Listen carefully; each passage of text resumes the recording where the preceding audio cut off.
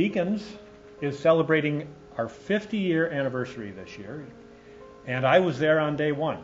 I knew early on that I wanted to have a company with a fabulous culture.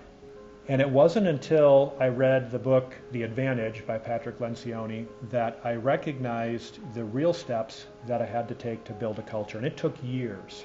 There's another great author that wrote a book and used the analogy of, if you want to have a great company, you have to get the right people on your bus and the wrong people off your bus, and the right people in the right seat of the bus.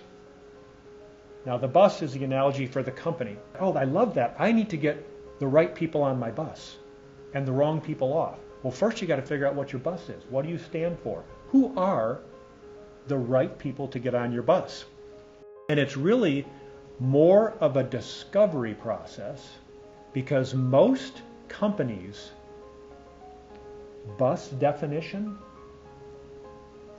is a trickle down of the leadership of that company. And really what you needed to do to define your bus is to put it in writing. It's also very similar, if you've ever heard about these entrepreneurial operating systems, EOS. Some of you may have gone through some of those, where you can pay a consultant to step you through this process. If you don't have enough money to do that, you can buy the book for under 20 bucks and do it yourself. So this is what I call our single most important page. This is really, more than anything else, an accountability document. And I will tell you this, if you don't want to be held accountable by your people, do not do this.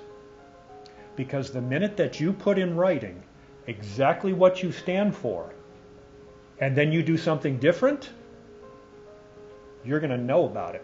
The worst thing that you allow to happen in your company, so if it's somebody bullying someone, if it's somebody doing something illegal, if it's somebody doing something not right for the customer, whatever you allow as the leader becomes the definition of your culture.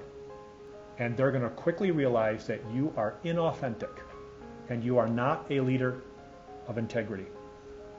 So if you don't want to be held accountable, don't do this process.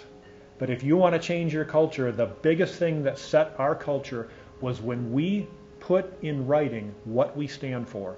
We defined our bus, and then we lived by it. And the decisions we make at any level in this company must conform with that document.